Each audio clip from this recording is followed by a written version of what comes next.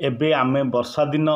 चली अछंती तो आम निश्चित रूपे आम बाड़ी घरे सब सफा करता अना बना घास भल मंद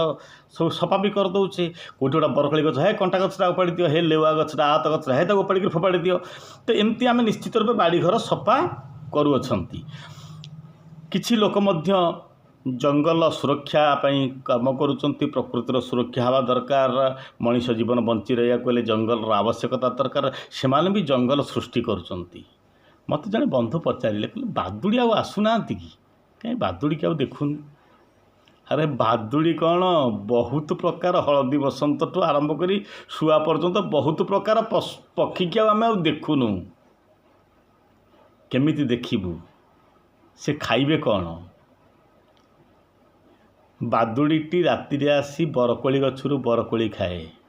पिजुली गछरू पिजुली खाए आत गछरू आत खाए आंब गछरू आंब खाए अमृतभंडा गछरू अमृतभंडा खाए ये फल गछ कहीं आमे तो ताकू अनाबना घास कहीं बाड़ी सफा करदेले आमे बाड़ी रे शो गछ लगेले प्रकृति कौन आमको सुंदर लगिला प्रकृतिर जीव तो चढ़ईटे उड़ीकी जाऊथिबो शुआटे उड़ीकी जाऊथिबो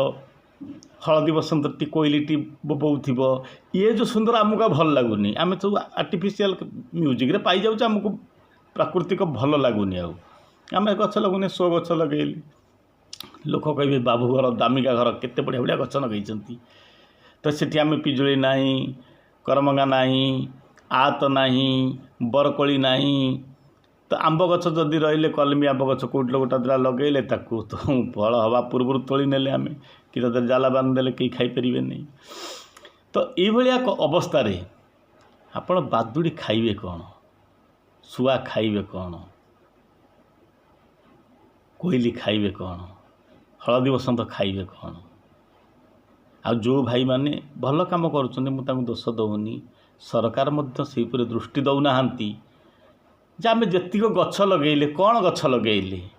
जंगल जो गछ लगे उठे से गछ को आनिक आम रास्ता कड़े लगेले यूकाल पटास गछरे की फल फलिबो को पक्षीटी ताऊ खाइबो मते आज्ञा कहतु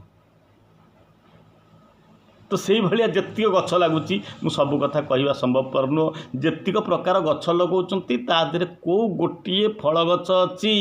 जहाँ बादुड़ी खाइबे आपणकर